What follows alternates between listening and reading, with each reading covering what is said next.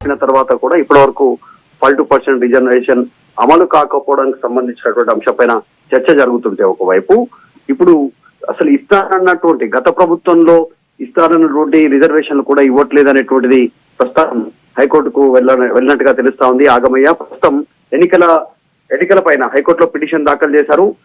17% మించడం లేదు రాష్ట్ర ప్రభుత్వం ఇస్తున్నటువంటి రిజర్వేషన్లు, అది జీవో 46 కు విరుద్ధం అంటూ హైకోర్టులో ఈ పిటిషన్ దాఖలు చేశారు. సంగారెడ్డి జిల్లాకు సంబంధించినటువంటి మాజీ సర్పంచే ఒక వ్యక్తే ఆగమయ్య.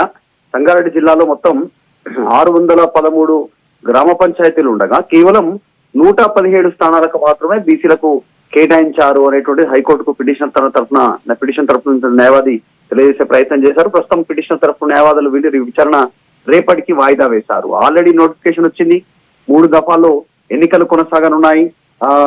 సర్పంచ్ ఎన్నికలు అనేటువంటిది ఇప్పటికే పూర్తి స్థాయి షెడ్యూల్ వచ్చింది.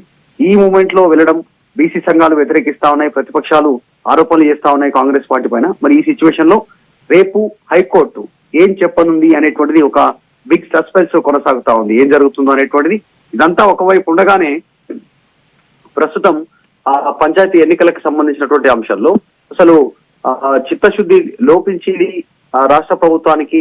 ఈ దానిలో భాగంగానే అసలు ఎక్కడ కూడా అసలు ఎస్టీలు లేని దగ్గర ఎస్టీలకు గ్రామాలకు సంబంధించినటువంటి సర్పంచ్లకు సంబంధించి కేటాయించారు రిజర్వేషన్లు, కానీ ఎస్టీలు లేదు, వెతుకుదామన్నా లేదు. ఇప్పుడు సర్పంచ్ కానీ ఉప సర్పంచ్ వార్డు మెంబర్లు ఈ 3 లేని చోట్ల కూడా 3 రిజర్వేషన్లు వారికే ఇచ్చినటువంటి సిచ్యువేషన్ కాస్త గందరగోళమైనటువంటి పరిస్థితి ఉంది.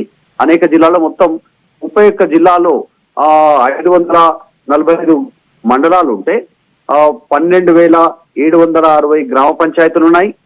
1,13,534 వార్డులకు సంబంధించి ఉంటే ఈ 3 దశల్లో జరిగేటువంటి పోలింగ్ కి సంబంధించి బీసీలకు అన్యాయం జరుగుతుంది.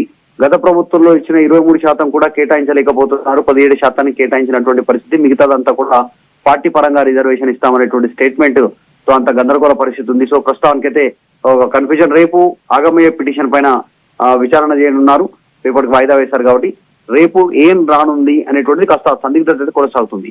Vote studio. అసలైన తొలి వెలుగు. ఫాలో వాట్సాప్ @తొలి వెలుగు అఫీషియల్.